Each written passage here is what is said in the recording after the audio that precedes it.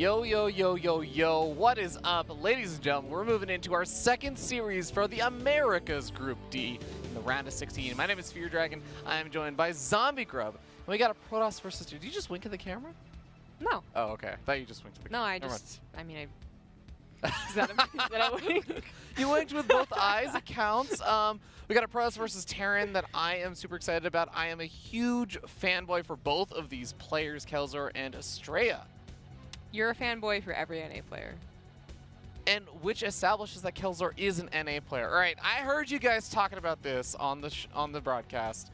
Kelazhur, for the record, born in Florida, Okay. raised for about 16, 17 years in Brazil with his mom, Okay. then moved back to Florida, then went to the Root House in California for a bit, then went to Korea and lived in the Unity House for a little bit, then came back to Florida, and then is now living in Rotterdam in the Netherlands in Europe. Which Yes, he is basically living in makes Rotterdam. him an African player. What? This Protoss vs. Terran is going to be a lot of fun just because I think Kelazhur is a pretty aggressive player. I generally enjoy a lot of his games, but Astrea is also, he's my big up-and-coming pick as an NA player right now. He is my guy that I say, he's the one that everyone needs to be on the lookout for right now. So he's Kelazhur like 3 years ago for you. Well, for me, it was 5 years ago because that's when I first saw Kelazhur, and I had a whole video series called Breaking Out where I highlight and I predicted Kelazhur as being this great guy. Just gonna pat myself on the back right there. 5 years ago was when he got Nexus rushed by Huck and lost. A lot of people got Nexus rushed by you Huck were like, lost. yeah, it's gonna be a lot of talent one day. Yeah, because he Well, you were almost defended it. You were right. You were right. So I no was one right. can make fun of you. He did become quite the powerhouse Terran. Never really ever able to beat out Special, right, as far as Forerunner Terrans go, but he would get close. Yeah, made a couple of really deep runs in a lot of the WCS tournaments in the past. Astrea, though, kind of the opposite side of things. He's been around for a bit in the North American scene, but he hasn't really gotten any major results. But lately, this past 5 or 6 months, this guy has been getting crazy good at StarCraft. He is the up-and-comer to be on the lookout for. I say this, of course, only with the caveat that I think most people already know to look out for Future now, who recently won Cheesadelphia. Well, this guy in the bottom left still has a chance to make it out of his round of 16 group. This is accurate. Yes, and this guy is Astrea.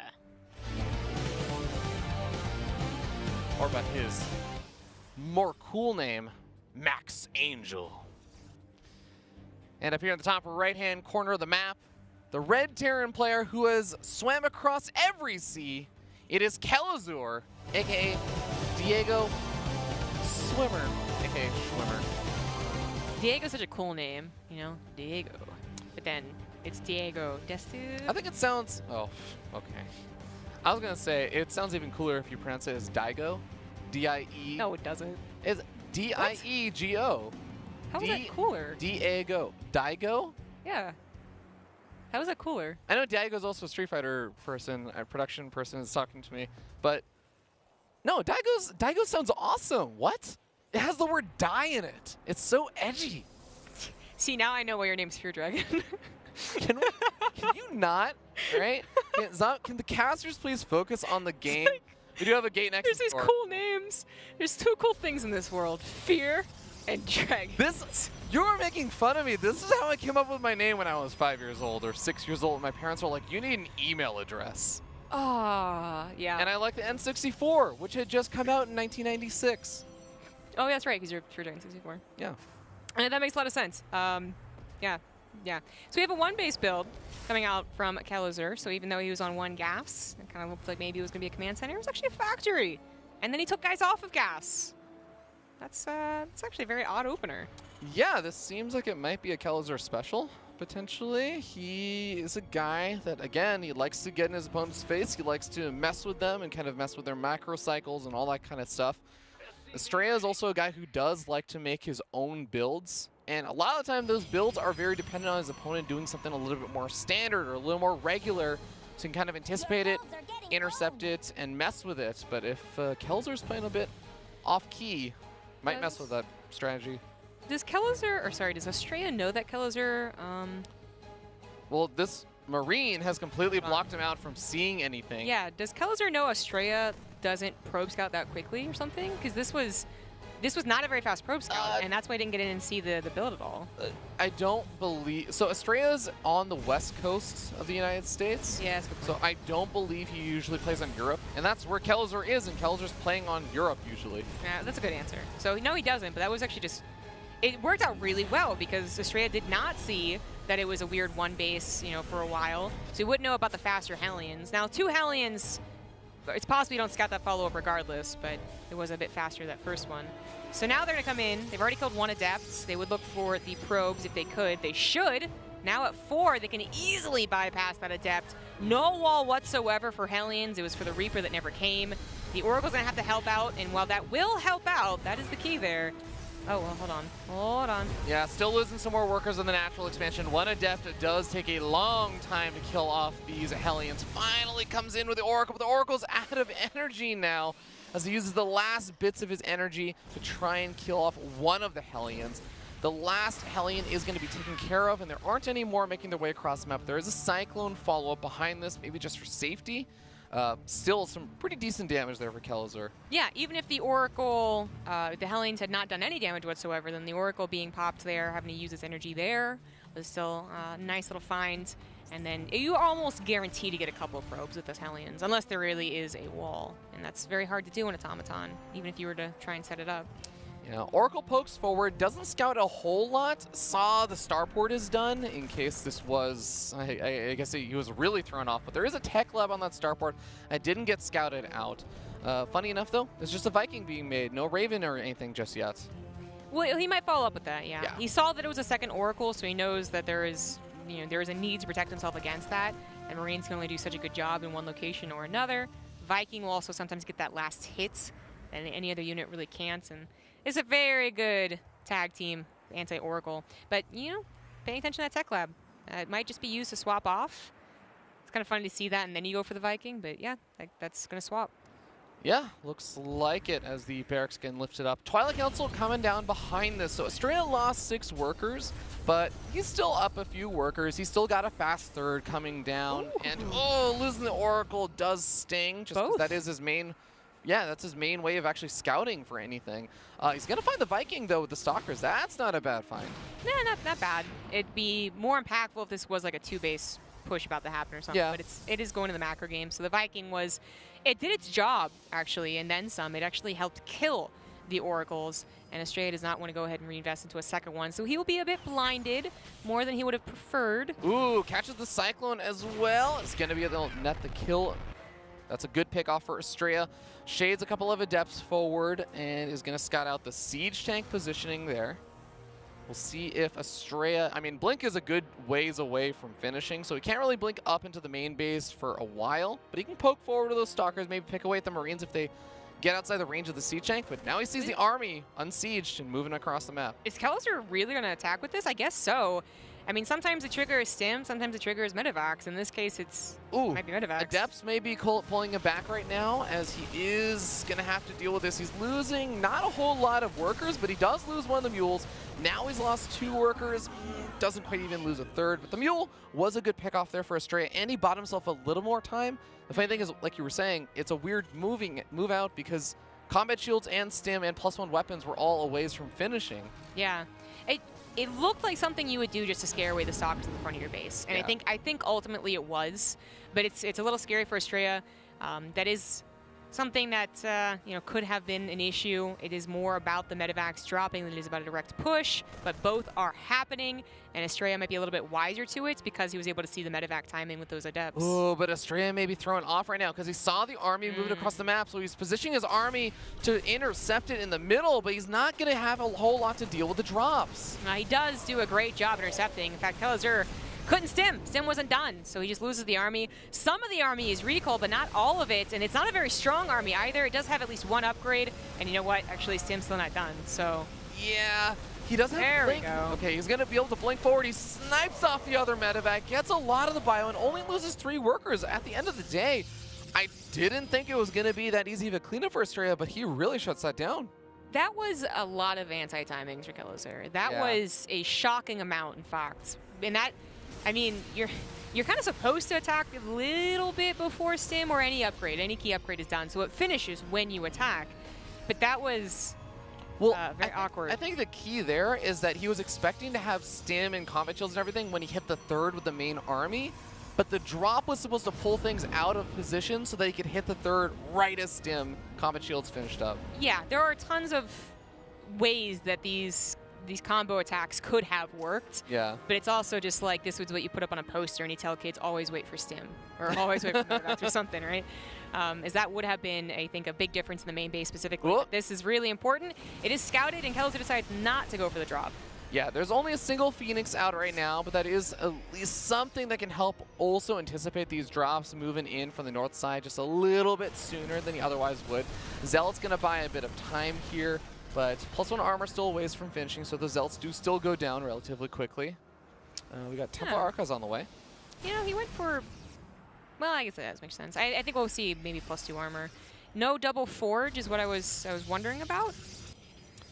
Yeah, he stuck around on gateway units for a long time, given that he wasn't on double forge. You're right. I would really have expected it to be on the way by now, at least. And okay, as I say it, he starts it, but that still feels kind of late. A sacrifice maybe to have a secure mid-game, which he did secure. To his credit, like it's actually pretty good for him. Yep, has 1-1 now finished up. Kelazhur engaging just before his own +1 armor has finished, but it looks like the next engagement should have that upgrade for Kelazhur. As Astrea pulls all the way back to his third base, sees the army moving forward with the Zealot, and sees that there are a decent number of Widow Mines in the engagement. Also, really nice Zealot run by, already killing off 5 workers. Very nice indeed. Now there's a very fortunate amount of units with their upgrades. Right-clicking down the SCVs, really love that. Gets a couple more because of it. Yeah, also distracts Kelazhur, who did move in, or moved in on, I guess. Oh, these Widow Mines get some amazing shots, but the Storm's also pretty good. Now he just picks up and goes to the main. Astrea knows he's about to do this, doesn't have a recall, but has all of his units almost there. Yeah, and these units have a really hard time because now the medevacs are on cooldown, so he can't load up easily. Waiting for the Zealots to reinforce, but the Stalkers have Blink. They're going to blink forward, snipe off one medevac, snipes off the second. Nice focus fire from Kelazhur to take down some of the Stalkers specifically, not just the Zealots, but he's losing a lot in exchange for it. Yeah. He almost had an open opportunity to take them down before the Zealots even appeared, but I think he was trying to do many things at once. Now he's able to, well, not really evacuate. Most of his units were dead. They were going to die either in the medevacs or outside, it felt. But at least one medevac is capable of dropping again. This army was rallied. Uh-oh, those are storms. Those are storms. And he's going to get flanked from multiple angles. The High Templars don't actually have enough energy for Storm funny enough, but they do end up baiting things out. A Widow Mine connects with all of the Zealots, and that does buy Kelazhur a little bit more space, but he's coming in with the reinforcements, hoping that he can maybe catch some more of these Stalkers, catch the Immortal, which is softened up. A very, very scrappy engagement from both sides. The Zealots are being just run around, but here come the Archons, big bad boy Archons. They're not going to be able to save their Zealots friends' lives, who just end up buying time, look for reinforcements, something along those lines, but what a wacky engagement there. Astrea still comes out of that with his High Templars and the Warp Prism, and still with his 2-2 finishing up, whereas Kelazhur just, you know, did that Terran thing, right? They like either don't get their armory at all, or they don't start their 2-2. He didn't start his 2-2. He went for a Ghost Academy. He's going for a 4th base at the cheeky Gold Automaton. This I really like, but this is a weird situation where I think he does need gas because he's already on a Ghost. So not having these 2 gases could really hurt. No, I'm definitely in agreement with you. Kelazhur is also, okay, Widow Mine actually catching a few more units there as he never ended up unburrowing those. But this is going to be one of those situations where Kelazhur is going to be definitely reliant on some of those big damage dealers like the Widow Mines or like the Ghost or the EMP, just because he is about to be down those 2 upgrades. +2 weapons about to finish up here for Astrea. And with Chrono Boost, he might even be able to tie up 3-3 with Kelazhur getting 2-2. Yeah, well, with how much of a gap there was, I would have expected that. Oh, I would have been scared of the feedbacks too. Not as strong of an ability as he used to be, but still. Yeah, I mean, some of those medevacs are softened up already. Yeah, exactly. Kelazhur, I thought maybe he was just going to try and do that all in, like just to, you know, rally. Nope. He went for the base. He's getting his upgrades, getting into more Ghosts and Liberators as well. So Astrea also needs to adapt to that technology, unless he takes a really great fight and can counterattack, which could certainly happen. Kelazhur has taken advantage of some lacking observers to the right side. Yep. He's been doing a good job with those Widow Mines and just keeping them in annoying positions. I like that Astrea has constantly had these few number of units split up around. He's got pretty good control and has been able to keep his Templars alive. Storm at the right time. Gets a nice Archon made right before the High Templars would have died. You know, against this army that Astrea is showing, especially like not even, it could have been better upgraded, especially I should say. I would have really liked to see Kelazhur go for the second factory in Enduring Claws. I know Nate was bringing that up, and I was like, sometimes, you know, we've been seeing more faster Colossus transitions or just Colossus play in general. This seemed like a perfect style to go for that, but hindsight 2020, he didn't know exactly how the game was going to go. He didn't know Astrea was going to wait this long to start his transition, but he finally does. Colossus it is. Yep. And with +3 armor now finishing up here for Astrea and him getting very close to maxed out. If he does want to make that full transition into the Colossus, if he could just stop warping in units and wait for some of the Colossus to pop out as a second Robo also comes out. But he may very well try and trade out some of the supply. Going in across the map, High Templars leading the charge. Looks like one of the High Templars manages to barely get saved thanks to the rest of the army showing up, and the Zealot run by gets into the natural.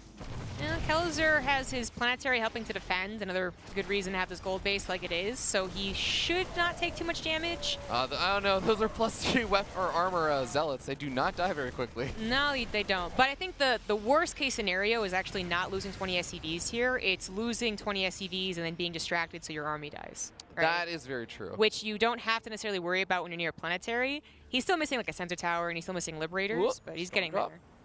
Oh, he is threatening the storm drop. Doesn't end up going for it. We end up seeing the army for Kelazhur moving down on the south side of the map, getting caught by a couple of the Zealots, or rather catching some of the Zealots and an Archon. The Archon gets out of there alive. Liberators getting blunk on. A very weird engagement for both sides. You see, both of their armies are very spread out right now. They're really making me use that extra zoom, aren't they? Yeah, this is a weird one, but now that Kelazhur's gained control of the pacing and where this fight might go down, he might get the better EMPs because of it. Here comes the first Colossus, two that Colossus. flanking Templar, that flanking Templar. Okay, he goes for the feedbacks instead of going for the storm. A little surprised there, but I guess it was a safer option since it happens a little faster. Maybe he meant to go for both ghosts and then, well, I don't know. Okay. Yeah. Yeah, I think he actually managed to kill one of the medevacs with the feedback, which is nice. Yeah. Oh, no, this is a big mistake. Liberators actually by themselves, there's not that many stalkers, so I guess they'll live, but they will be, away from the main army fight. And now that army is going to be extra injured, a Storm and a Stim, and Astrea is looking for blood. Yep, he's charging across the map, literally with some of those Zealots. And the Widowmine is going to be able to lead the charge and getting some damage done, but most of the Zealots are in the back. The High Templars storm through the army of Kelazhur. All of the Marines on the ground disappear. That planetary fortress may be the saving grace here. That started off terribly, but it ended okay. There still was a planetary. There still was a lot of army now finding themselves behind Sim City, and the Liberators could have sieged up and Liberator in the third base right now of Astrea. Yeah, very good damage, but then really key here is that these Liberators are still alive. Kelazhur can siege them up. Ooh, if he gets a chance to siege them up. Oh my God, Disruptor doing a lot of friendly fire, killing off a lot of his own Zealots. Oh, but now the Liberators getting taken out by the Archon splash damage. Man, another Disruptor shot getting so much bio there. 15 workers went down behind this on Astrea's side, but he still has about 61, and he's making 5 more workers at a time, so he'll bounce back from that. A game kind of gets evened up a little bit. Well, I think that just got worse, a lot worse for Kelazhur. His Liberator usage was probably what killed him. Like, if we're looking at one thing more than anything else, he got to that good Liberator count of, like, I want to say 8 or 9, including the ones he was harassing with, right? And he could have had that line drawn in the sand, but instead he just bulked them all up on Archons. So now it feels a bit desperately going for a Doom drop that I don't think is going to really work out. No, of course, this Observer on the north side scouted this out, so he is able to anticipate this. There's only one medevac to heal up this army, but it is a big army. Astrea going to need to warp in a few more units or Zealots or something to deal with that soon. This is such a hard position to break. Hold on. Oh, okay, DTs.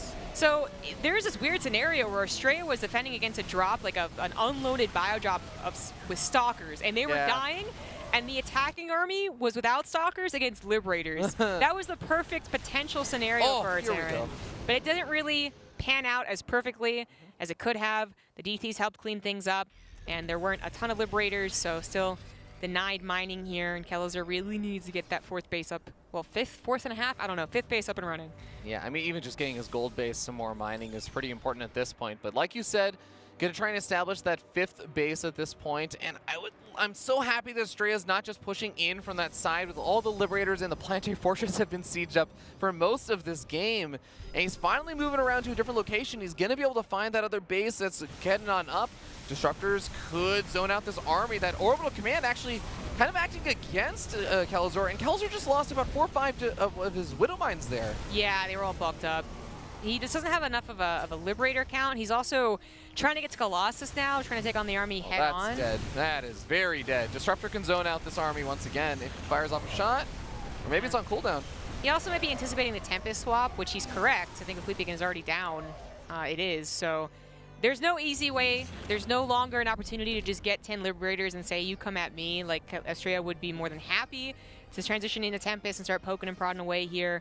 And Kelazhur is limping along. His choices to continue in this game very limited. He's not even going to be on full upgrades with only +3 attacking. Yeah, and that one medevac got to heal up this entire army. That some of the units are sitting in the red. It's not looking ideal. Soon, some of these units are not even going to be able to stim. He does do a great split versus some of these Disruptor shots and actually takes very little damage from those, but the rest of the army for Astrea still going to be able to clean that up, and Kelazhur is going to be facing those first 3 Tempests soon. Yeah, 3 Tempests at a time. That's going to be scary. Kelazhur has been struggling to make use of both starports, and he's been having to choose between Liberators, Medevacs, Vikings. Can't really afford to do really much of anything here. He's also gas-starved.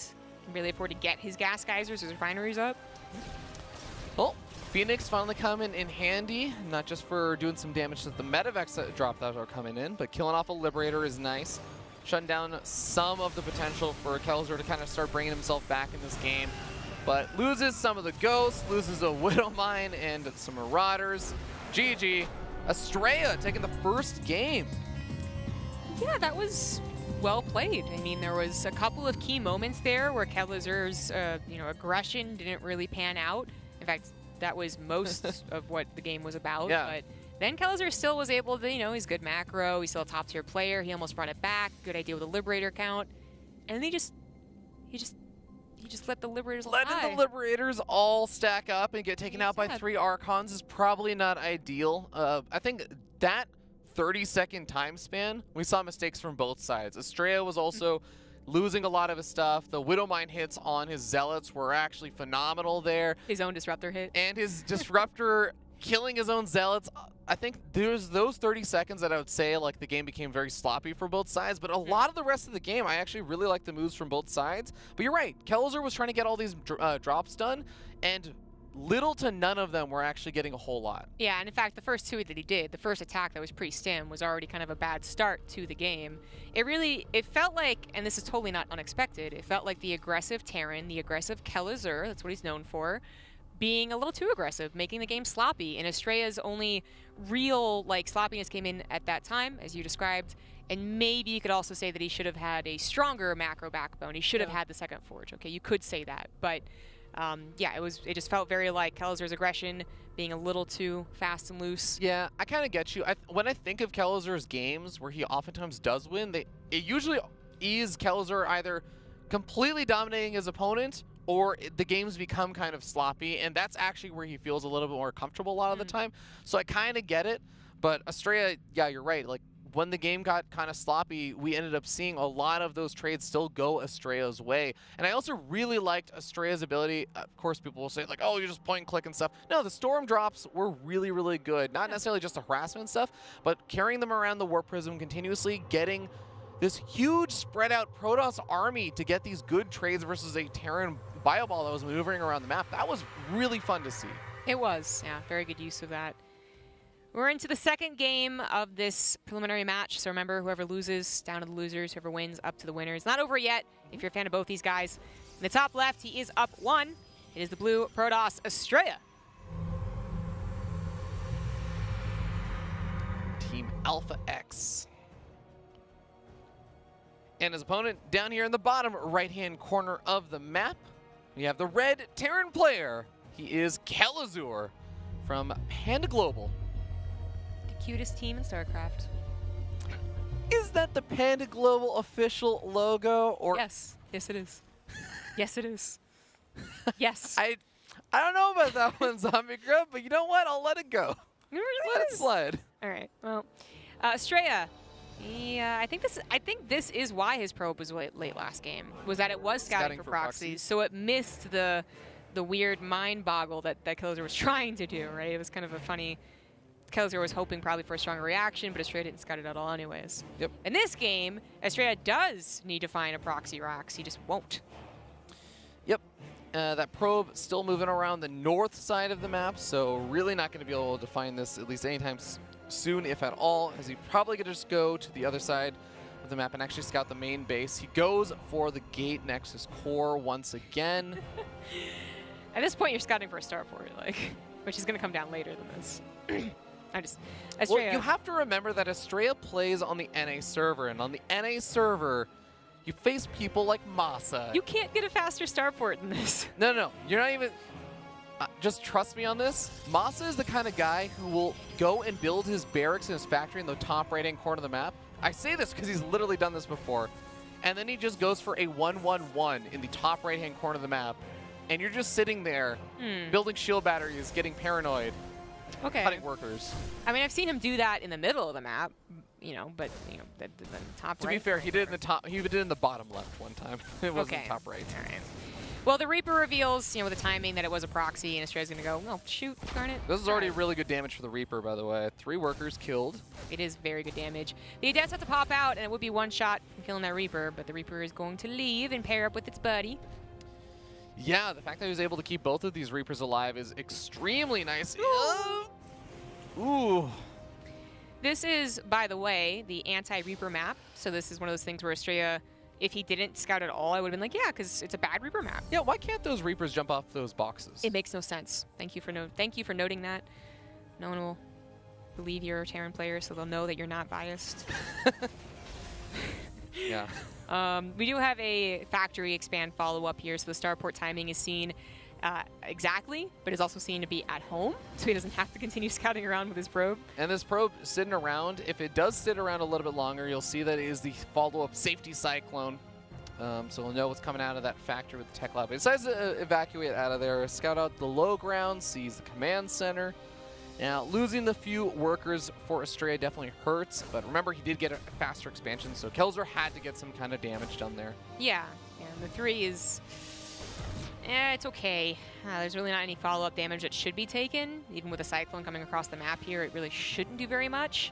And that still leaves Astrea up, 6 workers.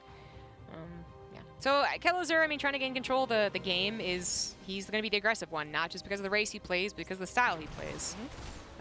Adept taking some big damage here, and the fire from the Adept and the Stalker getting split up, but he keeps the Adept alive. Remember, there's no shield battery over here. The Reaper, I think, diving in for that Adept. Not going to be able to get it. Sentry does not take very much damage from those Cyclones, usually. Yeah, but he scans to make sure that he gets it. Even saves the Cyclone. That was more than I thought was going to happen. Nicely done, Kelazhur. Yeah. Is the scan worth the picking off the Sentry? Grand scheme of things, probably not. I mean, it does deny a lot of important scouting, and we see Astrea just warps in another Sentry because he wants to be able to hallucinate some Phoenix, maybe send him across the map. But he has an Observer here, so... Yeah, that's fair. Yeah. I think grand scheme of things, but you think like 270 minerals for 100 gas, like... you say it that way, maybe it does sound pretty good. Anyways, Kelazhur being the aggressor, I was trying to bring up like the last game also, besides any of the miss micro at the exact moment, the general idea from Kelazhur was probably to get more momentum on his side than he really did, right? Which he's usually very good at. And with this opener being just, first the Reapers, now we even have a Banshee, but it is scouted, and that really sucks. He's really trying to get in Astrea's head, make him mess up. It hasn't happened yet. Well, what's kind of funny is that, of course, Astrea sees the Banshee. He doesn't know if there's going to be Cloak accompanying this Banshee, but his Observer is on this side of the map, and he doesn't have another Observer coming out back at home. Now, this is still going to be okay because there is no Cloak, so maybe just a good read from Astrea expecting that this probably isn't going to be that. That, or he maybe just didn't notice the Banshee. Yeah, maybe he didn't notice. There's nothing here. There's nothing even down here. Like, it really seems like he didn't notice it. I actually think he just didn't notice it. Well, that's more damage than the Banshee should have done. Yeah, it's not terrible damage, but you know, three workers is something, of course, you'd like to avoid. Well, I think it's rather key because the Banshee's ultimate goal, again, is not, as it usually is the case, is not to do the direct damage, but to add in later or distract the army. Now, it's not going to be able to distract the army because the Observer sees this and Astrea is going to be in position, but it did help get 3 probes, and it did live, so it's going to be able to pair up with the army. This is going to be a weird fight because Astrea's going to try and meet this in the middle. And of course, the big idea here is that the Immortals can try and get on top of those siege tanks. If you ideally are able to force a siege up or something, you buy yourself a little bit more time. Oh no. But one of the Immortals is going to die to this Banshee most likely. Yeah, that really shouldn't have happened. Okay, I don't know why you didn't die. You should die. But die. Okay, there we go. But that shouldn't have happened, right? They should have been far back, being defended by every other unit possible. Now, Astrea did not go for a third base. He went directly into Templar Archives and charged. He just needs time to get the units. And maybe missed an opportunity. I understand he wants the Archon as soon as possible to try and deal with this. The Immortals focus firing down the siege tanks. He is going to be able to get 2 of them. Last siege tank barely able to survive, but most of the Marines are gone. The last Banshee gets picked off. And the SCV is also getting cleaned up. Now charge is finished. Now +1 armor is finished. And Astrea is able to hold. Yeah. I think that's what Astrea was lining up towards, right? He figured there's going to be a tank push. He did see it with the Observer. He knew he had all the tools. It was just a matter of buying time. And if he had been able to buy like 10 more seconds, he would have absolutely slaughtered that push with charge and the Archon and all 3 Immortals being alive. As it is, he still ended up taking the better trade there. He has the upgrade. He's now stepping down to 3rd Nexus, and he has map control now. It could have been better, but this is still great for Astrea. Kelazhur, maybe if he had realized it wasn't a 3rd base, if he had realized it was faster charge that's now done and quite scary for us, maybe he wouldn't have done that. But it looks like he's going to be able to hold, and he is preparing that wall in case charge lots do run in. Yeah, there's no way that Astrea can break Kelazhur right this moment. But like you said, there are a lot of things that got delayed on Kelazhur's side. But at least 1-1 is both on the way. We do have, looks like the Banshee moving back in, trying to get some damage done. There's the feedback. I was thinking with the High Templars warped in earlier, it could have fed back the Banshees, but I guess he wanted the Archon ASAP, and who am I to judge? It worked out quite well for him. Yeah. Once again, setting up for drops, storms. It would be cool to see him do some harassment with that, too. I think he tried to do it a little bit in the last game, but it was so nutty, and just in terms of Kelazhur constantly trying to drop him and pushing in that he didn't get much of a chance. Oh, I would have really expected Kelazhur to all in. And Astrea is probably also a little paranoid of that from 2 bases. He can't get a scout back in the main base, but he would love to... Come on. He would love to see the 3rd CC. Know what timing he has to predict here. Come on. Come on. Come on. Looks like that Zealot might charge into the Marines. It's held positioned. It's held positioned. What? Okay, yeah, and they didn't... Oh. Kelazhur also, I think he sent some of his army a little further north so that it was less chance that the Zealot would actually move down the ramp and scout that out. I can't believe that Astrea didn't see the 3rd CC. He might think this is a 2-base dedicated attack. It is still rather dedicated. That was 5 barracks before 3rd CC, but... Yeah, and I mean, another way to look at it is if Astrea just cleans up the army, he's still going to push across the map, and then Kelazhur's not going to have a whole lot back at home. Yeah. Ultimately, we look at the supplies, maybe it's not so bad for Kelazhur, up 20-30. That's, that's comfortable. He's about to finish his own 1-1-2. As well, I guess I should say. But he is facing Storm, and he doesn't have an answer to that. It's not even just he's facing 1 or 2 High Templars with Storm. Those High Templars have been warped in for a while. They're probably all starting to approach their 2nd Storms at this point. They're all sitting inside the Warp Prism too, so they're well protected as long as that Warp Prism doesn't just kind of A-move into the army, which Astrea has not been doing this series so far. Exactly. So it's going to be 8 Storms that you can't just easily snipe off. I don't think Kelazhur is going to be getting an armor anytime soon, so he will eventually be outpaced by the upgrades, as you would expect. Zealot run by in the 3rd base of Kelazhur, by the way, I think, or just maybe like 1. Okay, yeah. Cleans it pretty easily. Here comes the fight. The High Templars ready to go. They are dropped on top of the tanks, first of all. Yeah. There, the Juicy Storms. There we go. Yep. Starting to move further forward with some of those High Templars. He still has a lot of energy left over on a handful of them. One of them sitting at effectively full energy. A massive warp in of these Stalkers to complement all these Zealots that are still remaining. And he does recall back a couple of the Archons, interestingly enough, and an Immortal to deal with this drop. The funny thing is, this is going to weaken up his push a good bit, so Kelazhur being able to pull back a lot of Astrea's army is really, really important for him. Oh, he barely misses the Observer. Are you kidding me?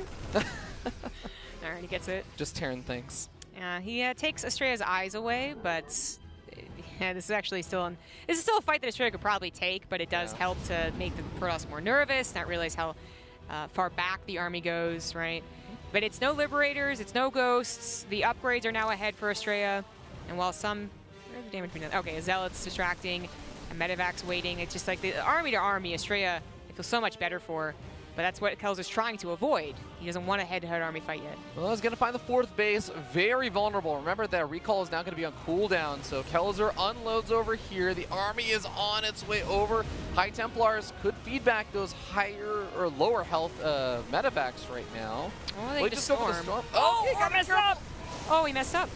Okay, gets 2 storms off. Only softens up the army. That is going to be healed up by some of those Medevacs.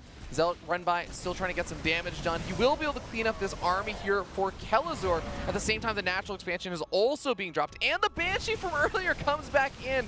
And that is the one that is doing a lot of worker damage. Well done, Banshee. You bided your time, and it worked out. Damage being done to the 4th base, even still with the last remaining Medevac, as Kelazhur is also rallying forward here. He's still down in supply. He has to be careful. There's still storms as well in like 4 seconds. 4 seconds! Widowmine gets a shot off on top of that Archon. The storms do get taken out, but look at that warping of Zealots.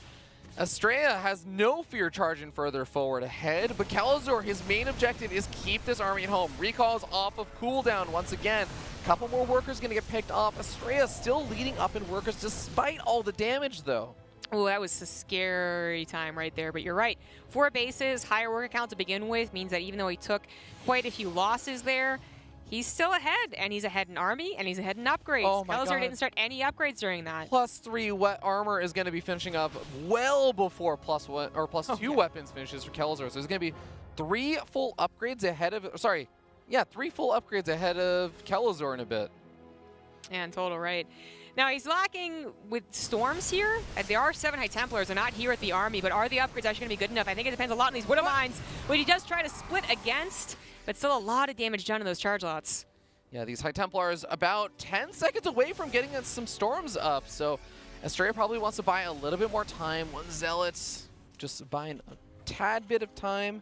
Astrea is going to be in a defensive posture, though, and it looks like Kelazhur is going to back up. In the bottom left-hand corner, we see that Astrea is doing more of these Zealot run-bys. He's been so good about doing these. Even got a couple of High Templar there. Really nice setup here. Astrea has been so good about having units out on the map. They're not necessarily just observers. They're Zealots, they're Pylons, they're a lot of things, and they are scouting every tiny little harassment look at that Doom Drop on the north side. Yeah, it was scouted. Yep. But he's not moving. Once again, we have that situation where he's not moving units. So does he expect to go to the 3rd base? Does he expect to find it still here? I mean, it's just chilling on the top side. Astrea's going to take down about like a quarter of the army. Not exactly for free. Those Widow Mines are getting some nice damage done. I wonder if Astrea thought this army over here was that big Doom Drop. Maybe. The recall is available once again. There's been a lot of recalls in this game. Yep. But Astrea, is he going to go for it? He is not recalling right now. He's going to lose probes, and he might even lose tech if he's not going to recall. What is he doing? He doesn't have energy for a recall. It's a 34 energy. Oh, you're right. Boy. He has to recall the natural or something if he wants to, but he's just going for it. He's going across the map. Yeah, I was going to say that's plenty of energy. There's got to be energy somewhere.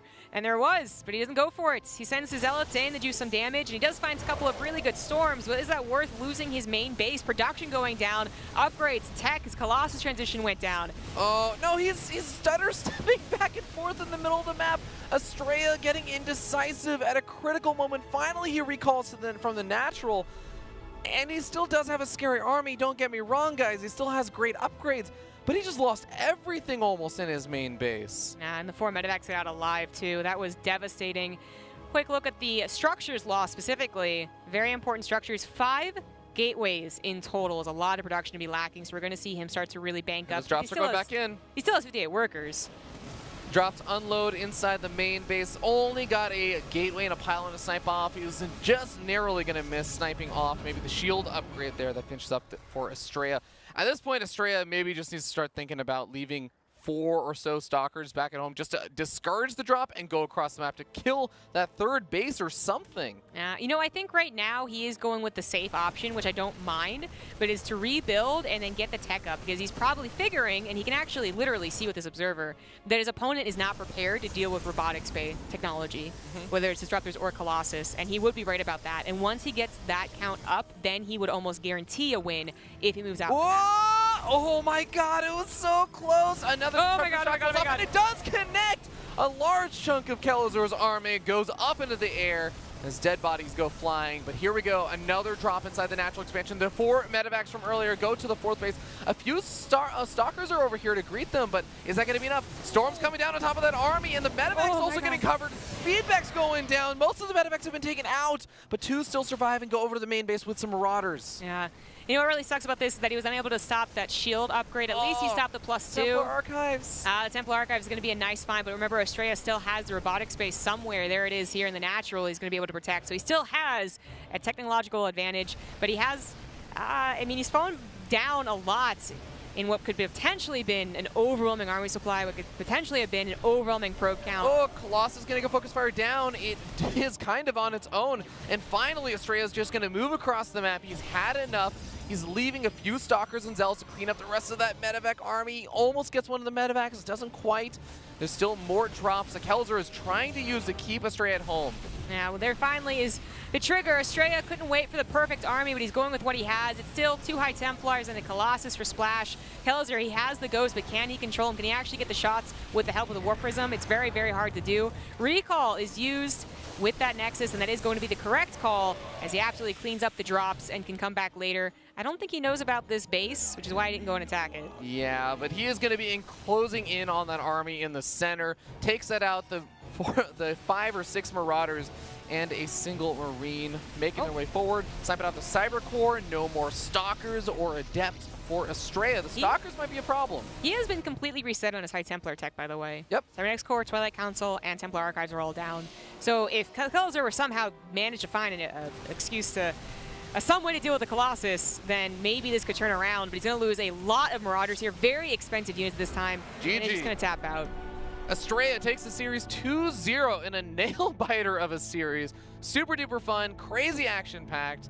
This is what I was looking forward to, Zombie Grub. This is what I was waiting for. Yeah, that was a really fun TvP. Kelazhur's style, I think, does promote TvPs like that, but Astrea also giving us, you know, heart attacks, man. So that last game, he definitely gave us heart attacks, but I love, you were talking about this, he's so active on the map, and I think that's what encourages these kind of weird, wonky situations where Astrea is active on the map, but he leaves so many units, like High Templars, not just Zealots or Probes, High Templars out on the map that are constantly ready to go give storms or something. He's very spread out, which kind of leaves him thin on defense sometimes, and we saw Kelazhur abuse that, but it's action-packed. Yeah, it is.